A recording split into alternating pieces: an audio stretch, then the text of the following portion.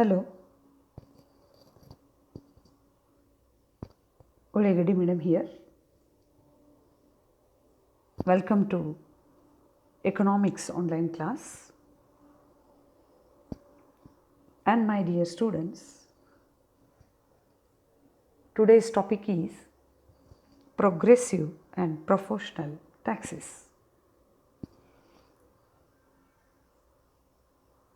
What do you mean by progressive taxes and what do you mean by proportional taxes? What are the merits and what are the demerits? The first group is direct and indirect tax, and the second one progressive and proportional, and third one regressive and degressive, and last one that is ad valorem and specific tax. Now we are going to discuss the second group, the second classification, that is progressive and proportional taxes. Let us try to learn. What is progressive tax? Progressive tax is one in which the rate of tax increases with every increase in the income of the taxpayer. It means higher the income, higher will be the tax, and lower the income, lower will be the rate of tax. So it is progressive. As the income increases, she or he has to pay more tax to the government.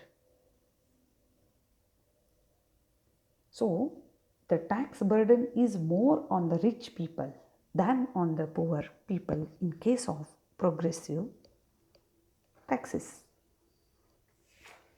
Yes, ವಿದ್ಯಾರ್ಥಿಗಳೇ, ಪ್ರಗತಿಪರ ಮತ್ತು ಸಮ ಪ್ರಮಾಣದ ತೆರಿಗೆಗಳ ಬಗ್ಗೆ ನಾನಿವತ್ತು ಮಾತಾಡ್ತಾ ಇದ್ದೀನಿ. ಮೊದಲನೇದಾಗಿ ಪ್ರಗತಿಪರ ತೆರಿಗೆ, ಪ್ರೋಗ್ರೆಸಿವ್ ಅಂತ ನಾವು ಹೇಳ್ತೀವಿ. ಪ್ರಗತಿಪರ ತೆರಿಗೆ ಅಂದರೆ ಆದಾಯ ಅಥವಾ ಸಂಪತ್ತು ಹೆಚ್ಚಾದಂತೆ ತೆರಿಗೆಯ ದರವೂ ಕೂಡ ಹೆಚ್ಚಾಗ್ತದೆ. ಅಂದರೆ ಶ್ರೀಮಂತ ವರ್ಗದ ಮೇಲೆ ತೆರಿಗೆಯ ಭಾರ ಹೆಚ್ಚು ಬೀಳ್ತದೆ, ಬಡವರ ಮೇಲೆ ತೆರಿಗೆಯು ಕಡಿಮೆ ಬೀಳ್ತದೆ. ಆದಾಯ ಹೆಚ್ಚಾಗ್ತಂಗೆ ಇನ್ಕಮ್ ಟ್ಯಾಕ್ಸ್ ನಾವು ಹೆಚ್ಚಿಗೆ ಕೊಡ್ತೀವಿ. ಒಂದು ಎಕ್ಸಾಂಪಲ್ ಪ್ರೋಗ್ರೆಸಿವ್ ಟ್ಯಾಕ್ಸಿಗೆ ಕಡಿಮೆ ಇದ್ದಾಗ ಕಡಿಮೆ ಇರ್ತದೆ ಅಂತ ನಾವು ಹೇಳ್ಬೋದು. So the best example of progressive tax is income tax. Okay, let us try to learn the objectives, and before that better to know the proportional tax.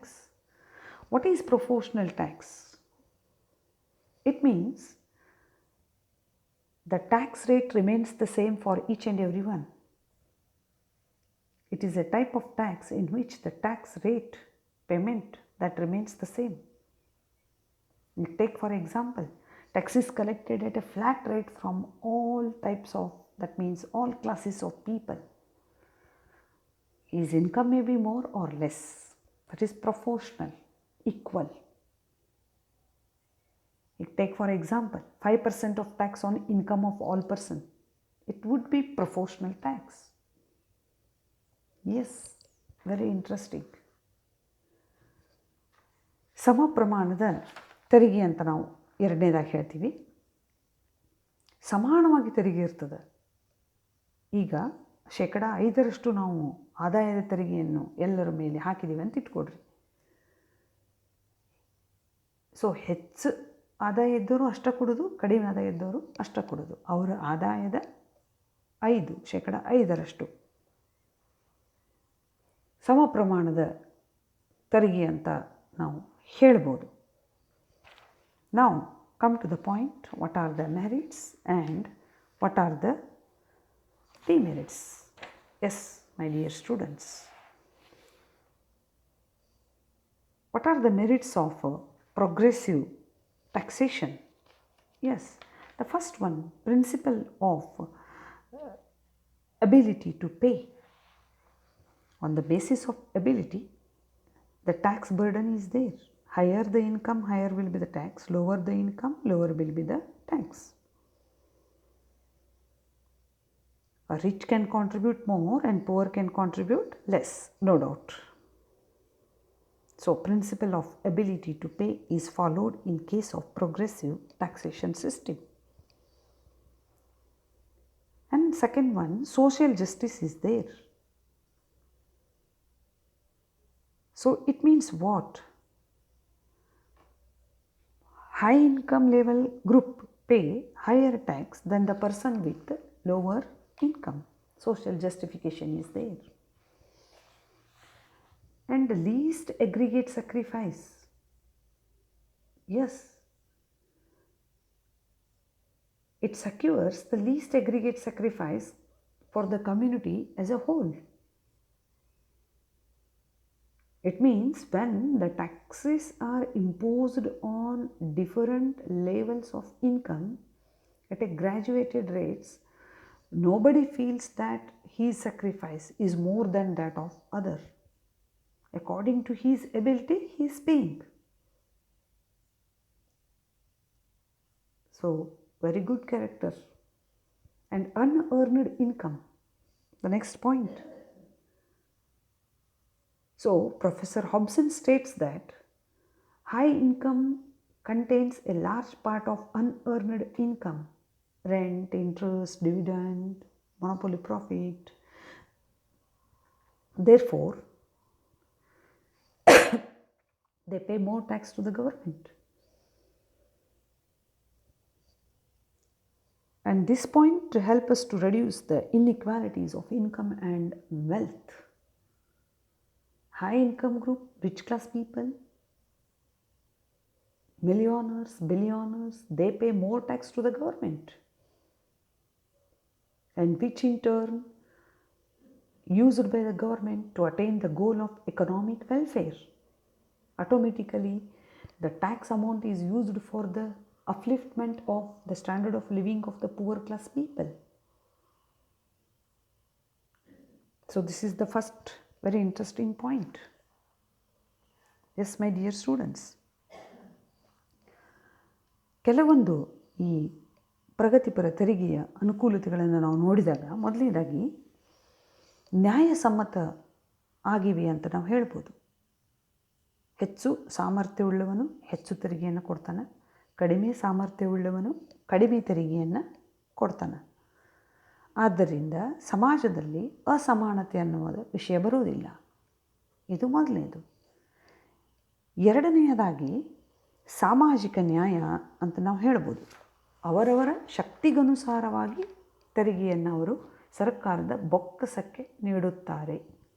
ಎಲ್ಲರ ಹಿತ ಸಾಧಿಸಲು ಸಾಧ್ಯ ಆಗುತ್ತದೆ ಅಂತ ನಾವು ಹೇಳ್ಬೋದು. ಮೂರನೆಯದಾಗಿ ಈ ಪ್ರಗತಿಪರ ತೆರಿಗೆಗಳು ಏನದಾವಲ್ಲ, ಸೊ ಈ ಒಟ್ಟಾರೆ ನೋಡಿದಾಗ ಒಬ್ಬ ವ್ಯಕ್ತಿಯ ತೆರಿಗೆಯ ಅಥವಾ ಅವನು ಮಾಡತಕ್ಕಂಥ ತ್ಯಾಗದ ಪ್ರಮಾಣ ಇಲ್ಲಿ ಕಡಿಮೆ ಇರ್ತದೆ ಅಂತ ನಾವು ಹೇಳ್ಬೋದು. ಯಾಕಂದರೆ ತಮ್ಮ ಶಕ್ತಿಗನುಸಾರವಾಗಿ ಅವರೇನು ಕೊಡ್ತಾರೆ, ತೆರಿಗೆಯನ್ನು ಕೊಟ್ಟಾಗ ತೆರಿಗೆಯ ಭಾರ ಅವನ ಮೇಲೆ ಹೆಚ್ಚಿಗೆ ಬೀಳುವುದಿಲ್ಲ. ಮಾಡತಕ್ಕಂತಹ ತ್ಯಾಗದ ಪ್ರಮಾಣ ಕಡಿಮೆಯಾಗಿರ್ತದೆ. ಅದೇ ರೀತಿಯಾಗಿ ಮತ್ತೊಂದು ಮಹತ್ವದ ವಿಷಯ, ಈ ತೆರಿಗೆ ಪದ್ಧತಿಯಲ್ಲಿ ಕೆಲವೊಂದು ಮುಖ್ಯವಾದ ಆದಾಯಗಳಾದ ಬಡ್ಡಿ ಅಥವಾ ಗೇಣಿ ಅಥವಾ ಇನ್ನಿತರ ಆದಾಯಗಳು ಹೆಚ್ಚು ಯಾರು ಪಡ್ಕೊಳ್ತಿರ್ತಾರ ಅವರ ಆದಾಯ ಹೆಚ್ಚಿರ್ತೈತಿ, ಅವೆಲ್ಲ ಇಲ್ಲಿ ಅವರ ಮೇಲೆ ತೆರಿಗೆ ಹೆಚ್ಚು ಬೀಳ್ತದೆ ಅಂತ ನಾವು ಹೇಳ್ಬೋದು. ಇನ್ನೊಂದು ಮುಖ್ಯವಾದಂತಹ ವಿಷಯ, ಎಸ್ ಮೈ ಡಿಯರ್ ಸ್ಟೂಡೆಂಟ್ಸ್, ಅಸಮಾನತೆಯನ್ನು ಹೋಗಲಾಡಿಸಬಹುದು. ಹೇಗೆ ಅಸಮಾನತೆಯನ್ನು ಹೋಗಲಾಡಿಸಬಹುದು? ಹೆಚ್ಚು ಆದಾಯ ಇದ್ದವರಿಂದ ನಾವು ತೆರಿಗೆಯನ್ನು ಹೆಚ್ಚು ಸಂಗ್ರಹಿಸಿ ಅದೇ ತೆರಿಗೆಯ ಆದಾಯವನ್ನು ನಾವು ಬಡವರ ಯೋಗಕ್ಷೇಮಕ್ಕಾಗಿ ಬಳಸ್ಕೊಳ್ಳೋದ್ರಿಂದ, ಅವರ ಜೀವನ ಮಟ್ಟವನ್ನು ಸುಧಾರಣೆ ಮಾಡುವುದರಿಂದ ಸಮಾಜದಲ್ಲಿ ಅಸಮಾನತೆಯನ್ನು ನಾವು ಹೋಗಲಾಡಿಸಬಹುದು. And sixth merit is productive. It brings more revenue to the government. Cost of collection is less and amount of revenue collected by progressive taxes are more, and they are elastic. So they can be increased or decreased according to the needs of the government. The best example again, income tax. The income tax rates every year in the budget changed. Flat rate, the system is changed. Slab system that is changed. And these are economical. Okay, cost of collection does not change with the changes in the rates of taxes. More or less, the cost of collection remains the same, but the revenue collected by the government may be increased or decreased. It means they are economical and help us to attain the goal of economic stability and full employment. So, the progressive taxes are justified. ವಿದ್ಯಾರ್ಥಿಗಳೇ, ಆರನೆಯದಾಗಿ ನಾವೇನು ಹೇಳಬೇಕಂತಂದ್ರೆ, ಈ ಪ್ರಗತಿಪರ ತೆರಿಗೆಗಳು ಹೆಚ್ಚು ಉತ್ಪಾದಕತೆಯನ್ನು ಹೊಂದಿರ್ತಾವೆ. ಅಂದರೆ ಹೆಚ್ಚು ಬೊಕ್ಕಸಕ್ಕೆ ಹಣ ತರುವಂತಿರ್ತಾವ ಹೇಳ್ಬೋದು. ಆಮೇಲೆ ಸರಳವಾಗಿರ್ತಾವ, ಸ್ಥಿತಿಸ್ಥಾಪಕತ್ವವನ್ನು ಹೊಂದಿರ್ತಾವ. ಬೇಡಿಕೆಗೆ ಅನುಗುಣವಾಗಿ ಬೊಕ್ಕಸದ ಬೇಡಿಕೆಗಳಿಗೆ ಅನುಗುಣವಾಗಿ ನಾವು ಇವುಗಳನ್ನು ಹೆಚ್ಚು ಕಡಿಮೆ ಮಾಡಿಕೊಳ್ಬೋದು. ಉದಾಹರಣೆಗೆ ಆದಾಯದ ತೆರಿಗೆ. ಪ್ರತಿ ವರ್ಷ ಮುಂಗಡ ಪತ್ರ ಮಂಡನೆ ಮಾಡಬೇಕಾದಾಗ ಆದಾಯ ತೆರಿಗೆಯ ಲಿಮಿಟ್ ಏನಿರ್ತಾವೆ, ಸ್ಲ್ಯಾಬ್ ಅಂತ ಹೇಳ್ತೀವಿ, ಅದನ್ನು ನಾವು ಹೆಚ್ಚು ಕಡಿಮೆ ಮಾಡ್ಕೋತೀವಿ. ಒಂದು ಬೆಸ್ಟ್ ಎಕ್ಸಾಂಪಲ್. ಇವು ಆರ್ಥಿಕವಾಗಿ ಮಿತವ್ಯಯವಾಗಿರ್ತಾವ ಅಂತ ನಾವು ಹೇಳ್ಬೋದು. ತೆರಿಗೆಯಿಂದ ಬರ್ತಕ್ಕಂಥ ಆದಾಯ ಹೆಚ್ಚು ಕಡಿಮೆ ಆಗ್ತದೆ, ಅದು ತೆರಿಗೆಯನ್ನು ಸಂಗ್ರಹಿಸಲು ಮಾಡತಕ್ಕಂಥ ವೆಚ್ಚ ಮಾತ್ರ ಅಷ್ಟೇ ಇರ್ತದೆ. ಕೊನೆಯದಾಗಿ ಆರ್ಥಿಕ ಸ್ಥಿರತೆ ಮತ್ತು ಪೂರ್ಣೋದ್ಯೋಗ ನಾವು ಮಾಡಬಹುದು ಈ ಪ್ರಗತಿಪರ ತೆರಿಗೆಯನ್ನು ಹಾಕುವುದರಿಂದ. Then come to the point. What are the demerits of progressive taxation? These are arbitrary. It means what? The tax rates are not fixed properly. Then discourages capital formation.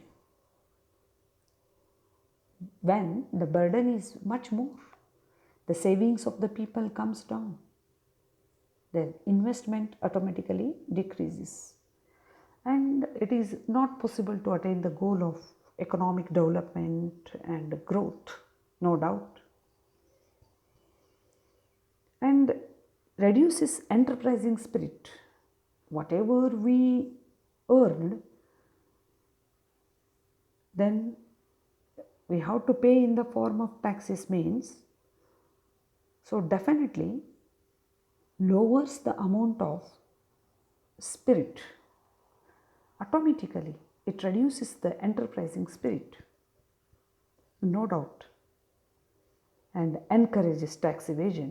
When the burden is much more, then everyone try to avoid the tax payment in one way or other way.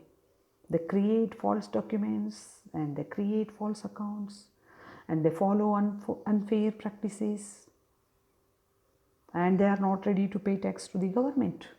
Yes, my dear students. Like these, many more are there.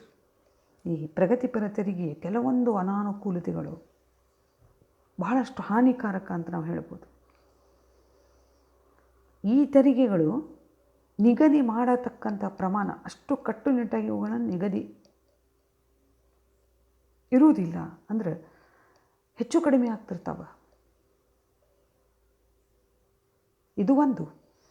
ಎರಡನೇದಾಗಿ, ಯಾವಾಗ ಈ ಪ್ರಗತಿಪರ ತೆರಿಗೆಗಳ ಪ್ರಮಾಣ ಹೆಚ್ಚಾಗ್ತದೆ, ಸಾರ್ವಜನಿಕರ ಉಳಿತಾಯ ಮಾಡತಕ್ಕಂಥ ಸಾಮರ್ಥ್ಯ ಕಡಿಮೆ ಆಗ್ತದೆ, ಬಂಡವಾಳದ ನಿರ್ಮಾಣ ಕಡಿಮೆ ಆಗ್ತದೆ, ಬಂಡವಾಳ ಹೂಡುವಿಕೆಯ ಪ್ರಮಾಣ ಕಡಿಮೆ ಆಗ್ತದೆ. ಮೂರನೇದಾಗಿ ಈ ಉತ್ಪಾದಕರ ಸಮಾಜದಲ್ಲಿ ಇರ್ತಕ್ಕಂತಹ ಉದ್ಯಮಿಗಳ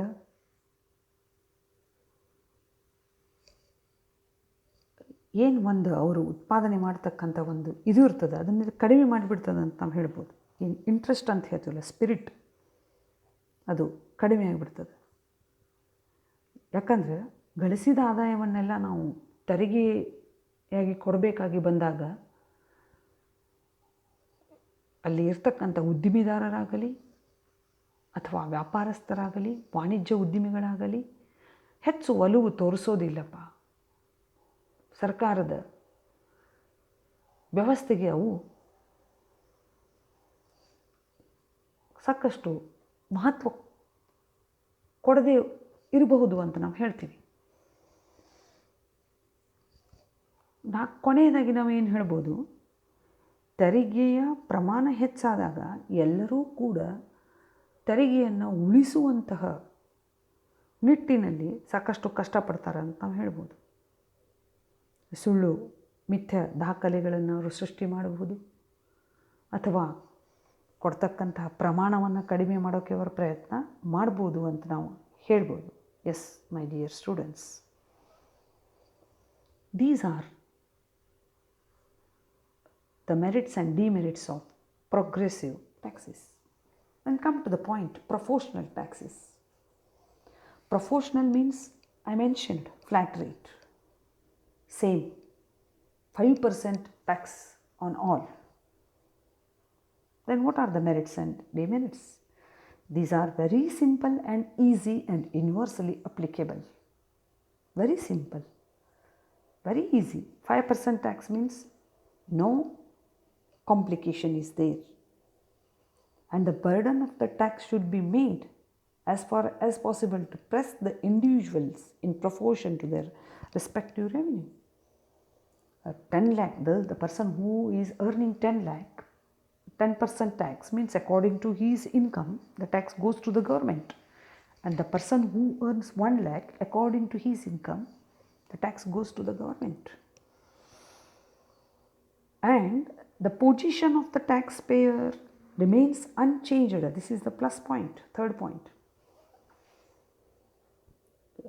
After paying tax, his position remains the same. And the taxpayer does not try to evade the tax payment. Yes, very interesting points.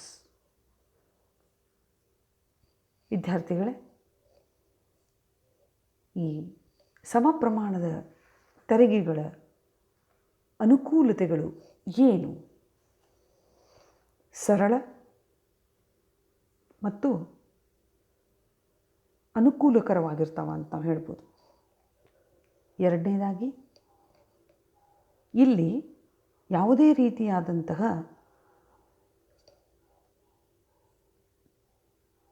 ತಪ್ಪಿಸತಕ್ಕಂಥದ್ದು ಇರುವುದಿಲ್ಲ ಅಂತ ನಾವು ಹೇಳ್ಬೋದು. ಅವು ತೆರಿಗೆಯನ್ನು ತಪ್ಪಿಸ್ಕೊಳ್ಳೋಕೆ ನಾವು ಪ್ರಯತ್ನ ಮಾಡೋದಿಲ್ಲ. ಅದೇ ರೀತಿಯಾಗಿ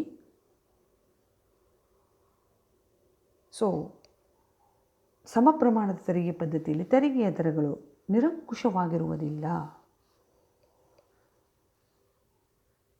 ಸಮ ಪ್ರಮಾಣದ ತೆರಿಗೆಯಲ್ಲಿ ಈ ಬಂಡವಾಳ ತೊಡಗಿಸುವಿಕೆ ಅಥವಾ ಉಳಿತಾಯ ಇವು ಯಾವುಗಳು ಕಡಿಮೆ ಆಗೋದಿಲ್ಲ.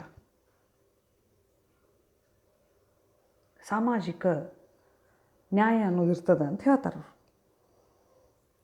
ಅದೇ ರೀತಿ ತೆರಿಗೆಯಿಂದ ತಪ್ಪಿಸಿಕೊಳ್ಳಲು ಯಾರೂ ಪ್ರಯತ್ನವೂ ಕೂಡ ಇಲ್ಲಿ ಮಾಡೋದಿಲ್ಲ. ತೆರಿಗೆಯನ್ನು ಕೊಡೋಕ್ಕಿಂತ ಮುಂಚೆ ಅಥವಾ ತೆರಿಗೆಯ ಕೊಟ್ಟ ನಂತರ ತೆರಿಗೆದಾರನ ಸ್ಥಿತಿಗತಿ ಹಾಗೆಯೇ ಉಳಿಯುತ್ತದೆ ಅನ್ನೋದೊಂದು ಮಾತು ಇಲ್ಲಿ ಬರ್ತದೆ. Then what are the demerits? It is not based on the principle of ability to pay. Yes, my dear students, totally neglected in case of proportional taxes. The income may be less or more, he has to pay the same rate of tax. It is quite dangerous. And it does not reduce the inequalities of income and wealth because the tax is imposed proportionally. And it is not productive. Yes, such a type of taxes does not bring, that is, huge amount of revenue to the government, and not free from the element of arbitrariness. Yes, my dear students, 5 rate of taxes means 5% means that remains the same. ಸಮ ಪ್ರಮಾಣದ ತೆರಿಗೆಯ ಅನಾನುಕೂಲತೆಗಳನ್ನು ನಾವು ನೋಡಿದಾಗ ಇಲ್ಲಿ ಎಳ್ಳಷ್ಟು ನ್ಯಾಯ ಸಮ್ಮತ ಇರುವುದಿಲ್ಲ ಅಂತ ನಾವು ಹೇಳ್ಬೋದು. ಶಕ್ತಿಗನುಸಾರವಾಗಿ ತೆರಿಗೆ ಕೊಡ್ತಕ್ಕಂತಹ ಒಂದು ತತ್ವದ ವಿರುದ್ಧ ಈ ಸಮ ಪ್ರಮಾಣದ ತೆರಿಗೆಗಳಿರ್ತವೆ. ಸೊ ಕೋಟ್ಯಾಧೀಶನು 10% ಟ್ಯಾಕ್ಸ್ ಕೊಡೋದು, ಮಧ್ಯಮ ವರ್ಗದವರು 10% ಟ್ಯಾಕ್ಸ್ ಕೊಡೋದು.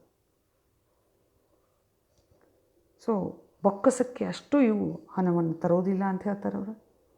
ಆಮೇಲೆ ಅರ್ಥ ವ್ಯವಸ್ಥೆಯಲ್ಲಿ ದೇಶದಲ್ಲಿರ್ತಕ್ಕಂತಹ ಅಸಮಾನತೆಯನ್ನು ಇವು ಕಡಿಮೆ ಮಾಡೋದಿಲ್ಲ ಮತ್ತು ಸ್ಥಿತಿಸ್ಥಾಪಕತ್ವವನ್ನು ಇವುಗಳು ಹೊಂದಿರುವುದಿಲ್ಲ. ಸೊ ಇವು